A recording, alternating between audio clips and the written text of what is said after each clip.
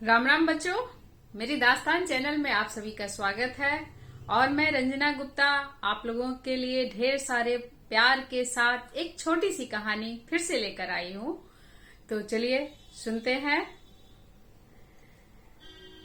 एक गांव में एक पति पत्नी रहते थे। पति का नाम था रामलाल और पत्नी का नाम था कुसुम।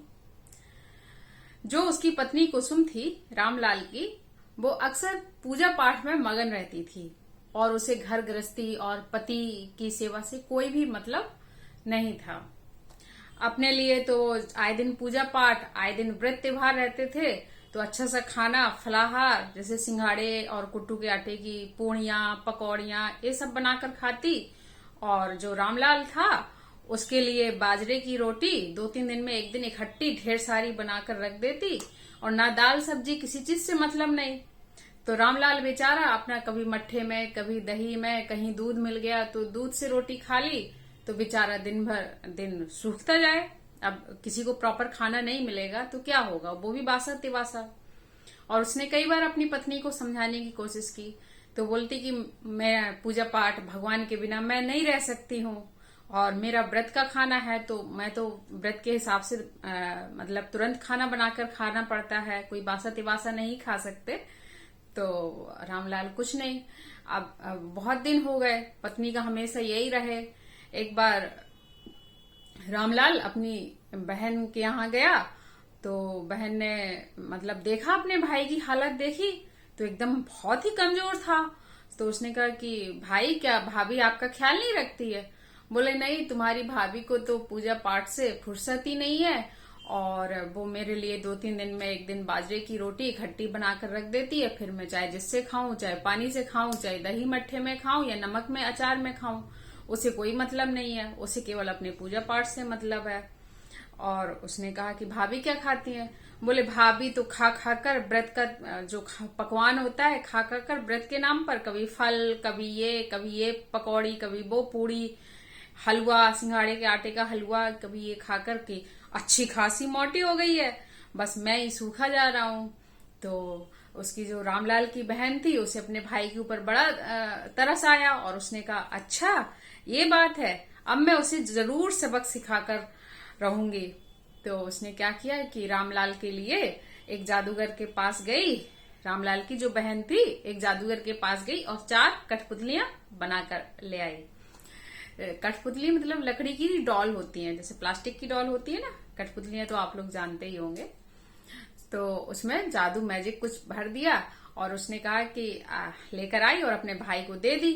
और भाई, इसको जाकर अपने घर के, रसोई घर के 4 डॉल हैं, 4 कठपुतलियां हैं, इनको चारों कोनों में रख देना एक एक करके।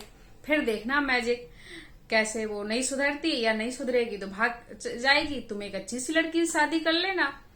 तो रामलाल ने वैसा ही किया। वो घर आया, उसने जो 4 कठपुतलियां थी वो एक एक कोने में रख दी, चारों को। अब वो शाम को जब उसकी पत्नी आई कहीं से पूजा पाठ मंदिर से, और उसे उस दिन भी उसका व्रत था, उसने अपने फलाहार के लिए सोचा चलो कुट्टू के आटे की पूड़ियां बना लेते हैं। तो उसने अपने लिए पूड़ियां तलने के लिए गैस स्टोव वगैरह जलाया और पूड़ियां जैसे ही उसमें डाली, तो जब पूड़ियां तली जाती हैं, पकौड़ियां, तो एक छुन छुन की आवाज आती है ना। तो उसमें से एक कठपुतली बोली, उन चारों में से एक कठपुतली बोली, छुन छुन क्यों करती? दूसरी कठपुतली कहती है, ऐसा तो नित्य करती। तीसरी कहती है, पति से नहीं डरती। चौथी कहती है, डरती तो क्यों करती? अब रामलाल की पत्नी ने इधर उधर देखा, कौन बोल रहा है।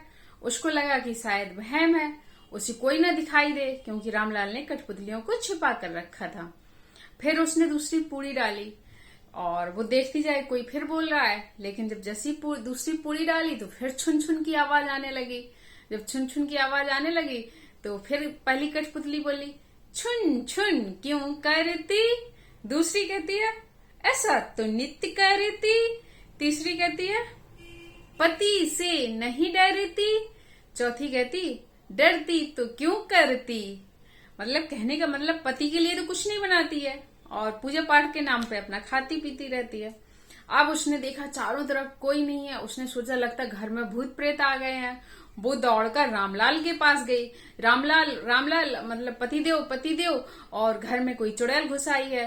रामलाल आया तो उसने कहा अच्छा बताओ बताओ कहाँ पर है। रामलाल को तो सब पता था, पर उसे वो कुछ न दिखाई दे। उसने कहा मुझे तो कोई नहीं दिखाई दे रहा है, क्या तुम कोई गलत काम करती हो क्या? बोले नहीं मैंने कोई गलत काम नहीं किया, मैं तो अपने लिए व्रत का वो भोजन बना रही थी। तो रामलाल कहते हैं मुझे तो कुछ नहीं दिखाई दे रहा है। तो रामलाल से कहती यहीं बैठे रहो मैं जब तक पूड़ियां तल रही हूँ। रामलाल बैठा रहा, तब तक कठपुतली कुछ नहीं बोली। अगले दिन रामलाल की पत्नी कुसुम ने सोचा कि शायद ये मेरा वहम था। अब अगले दिन रामलाल कहीं चला गया। अब इनका फिर कोई व्रत का दिन था, तो ये फिर खाना बनाने बैठी और रामलाल तो था नहीं। तो फिर वो जैसे ही इन्होंने व्रत के लिए फिर पूड़ी पकौड़ियां तलना शुरू किया, तो फिर कठपुतली बोली छुन छुन क्यों करती। दूसरी कहती है ऐसा तो नित्य करती। तीसरी पति से नहीं डरती। चौथी डरती तो क्यों करती। अब तुम्हारे डर के कि ये मुझे ही सुनाई देता है, लगता है इस घर में कोई चुड़ैल आ गई है जो मुझे खाना चाहती है।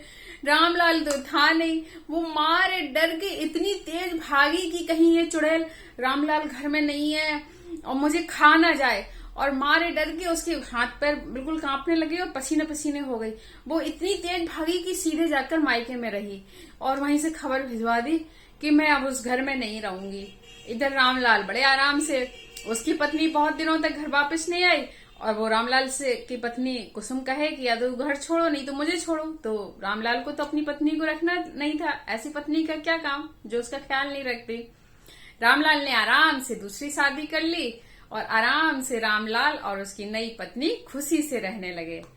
तो देखा बच्चों कि हम दूसरे का ख्याल नहीं करते हैं तो कभी कभी हमें अच्छा परिणाम नहीं मिलता है। कहानी खत्म हुई।